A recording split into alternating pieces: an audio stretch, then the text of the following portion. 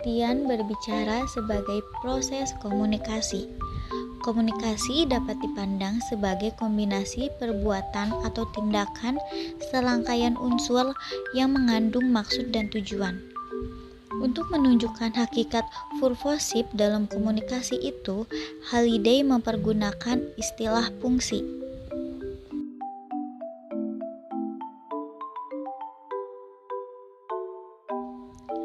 Pertama, fungsi instrumental bertindak untuk menggerakkan serta memanipulasi lingkungan menyebabkan peristiwa-peristiwa tertentu terjadi.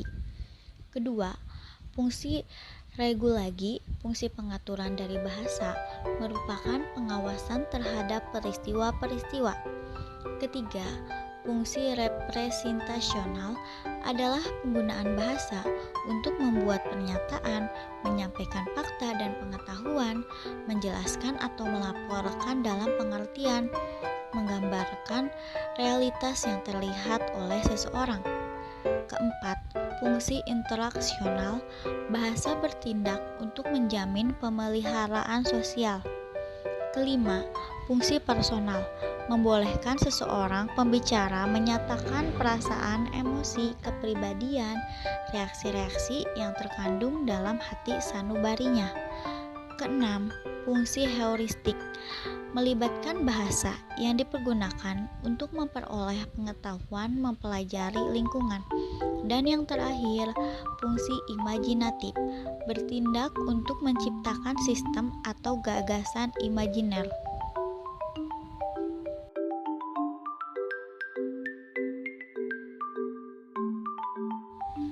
Pengertian berbicara. Menurut Tarigan, tujuan utama berbicara adalah berkomunikasi. Untuk menyampaikan pikiran secara efektif, pembicara harus memahami makna segala sesuatu yang ingin dikomunikasikan. Ia juga harus mampu mengevaluasikan efek.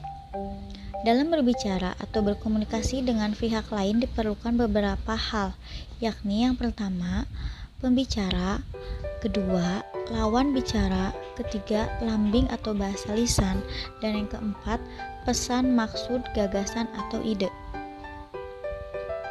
Dengan tiga maksud utama tersebut, yaitu yang pertama, memberitahukan, melaporkan, kedua, menjamu, menghibur, ketiga, membujuk, mengajak, mendesak, meyakinkan.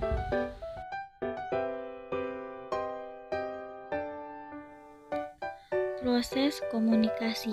Yang pertama, komunikan bertindak sebagai penerima data ataupun informasi yang diberikan oleh komunikator. Yang kedua, ada pesan, menjadi inti dari setiap proses komunikasi yang terjalin. Ketiga, ada komunikator, ialah orang yang membuka topik pembicara atau bisa juga disebut dengan pembicara. Keempat, umpan balik, suatu proses di mana sebagian dari output diolah balikan ke bagian input. Kelima, ada lambang, sesuatu yang seperti tanda yang menyatakan suatu hal atau mengandung maksud tertentu. Dan yang terakhir, ada saluran. Hubungan antara berbicara dengan menyimak. Yang pertama, ujaran dipelajari melalui menyimak dan meniru. Kedua, kata-kata yang akan dipakai serta dipelajari oleh anak ditentukan oleh perangsang yang mereka temui. Ketiga, ujian anak mencerminkan pemakaian bahasa dan rumah dan masyarakat tempatnya hidup.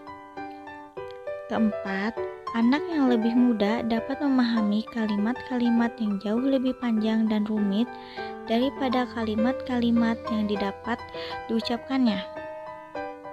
Kelima, meningkatkan keterampilan menyimak berarti membantu meningkatkan kualitas berbicara seseorang. Keenam, bunyi atau suara merupakan faktor penting dalam meningkatkan cara pemakaian kata-kata anak. Dan yang terakhir, berbicara dengan bantuan alat peraga akan menghasilkan penangkapan informasi yang lebih baik dari pihak menyimak. Konsep dasar berbicara ada 9, Yang pertama, berbicara dan menyimak adalah kegiatan resiprokal. Kedua, berbicara adalah proses individu berkomunikasi. Ketiga, berbicara adalah ekspresi kreatif. Keempat, berbicara adalah tingkah laku. Kelima, berbicara adalah tingkah laku yang dipelajari. Keenam, berbicara dipengaruhi kekayaan pengalaman. Ketujuh, berbicara sarana memperluas cakrawala. Kedelapan, kemampuan linguistik dan lingkungan berkaitan erat. Dan yang terakhir, berbicara adalah pancaran kepribadian. Jenis-jenis berbicara terbagi menjadi 5. Pertama, situasi. Aktivitas berbicara terjadi dalam suasana, situasi, dan lingkungan tertentu. Kedua, tujuan. Tujuan pembicara adalah memperoleh respon dari pendengar. Pada umumnya, tujuan orang berbicara adalah menghibur, menginformasikan, menstimulasikan, meyakinkan, atau menggerakkan pendengarnya. Ketiga, metode penyampaian. Nah, di sini metode penyampaian terbagi menjadi 4. Pertama, penyampaian secara mendadak. Kedua, penyampaian berdasarkan catatan kecil.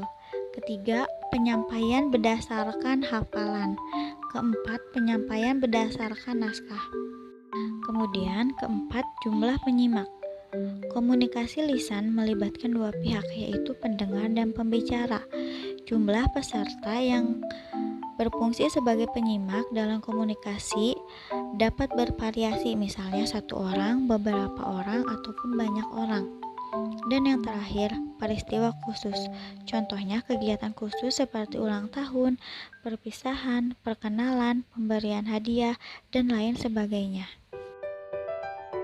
Rambu-rambu dan fungsi dalam berbicara. Yang pertama, ada menguasai masalah yang dibicarakan. Yang kedua, memulai berbicara jika situasi sudah mengizinkan. Yang ketiga, pengarahan yang tepat agar memancing perhatian. Yang keempat, berbicara dengan jelas. Yang kelima, pandangan mata dan gerak-gerik.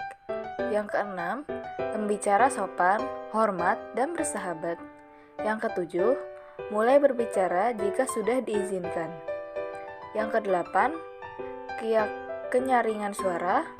Dan yang terakhir, yang kesembilan, berada di posisi yang dapat dijangkau oleh seluruh pendengar. Fungsi berbicara. Yang pertama, untuk pemenuhan hajat hidup manusia sebagai makhluk sosial.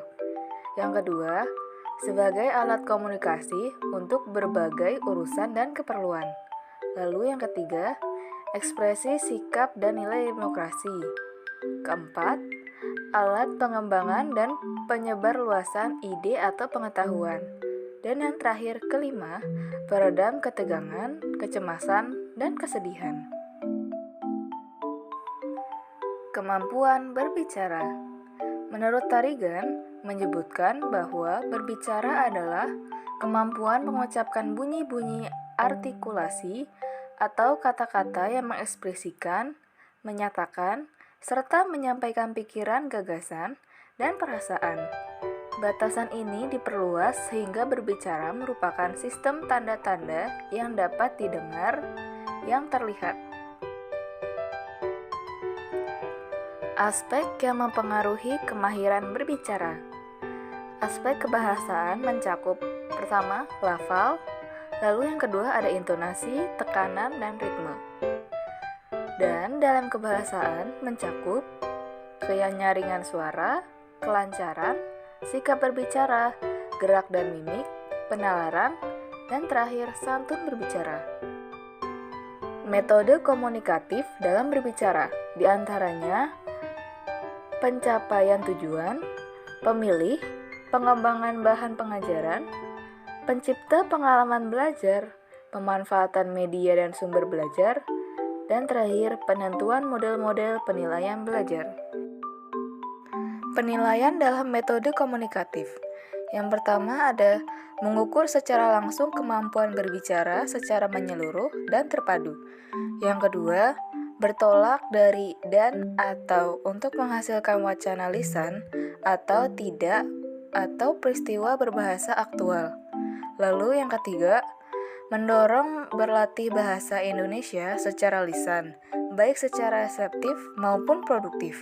Dan terakhir keempat, menstimulasi secara terus-menerus untuk terbentuknya performansi komunikatif. Tujuan berbicara. Dalam tujuan umum, diantaranya untuk menghibur, meyakinkan, dan merundingkan. Lalu, tujuan berkomunikasi kepada lawan bicara adalah menyampaikan pesan dan menjalin hubungan sosial. Kemudian, tujuan komunikasi yakni menjalani hubungan sosial yang dilakukan dengan menggunakan beberapa strategi.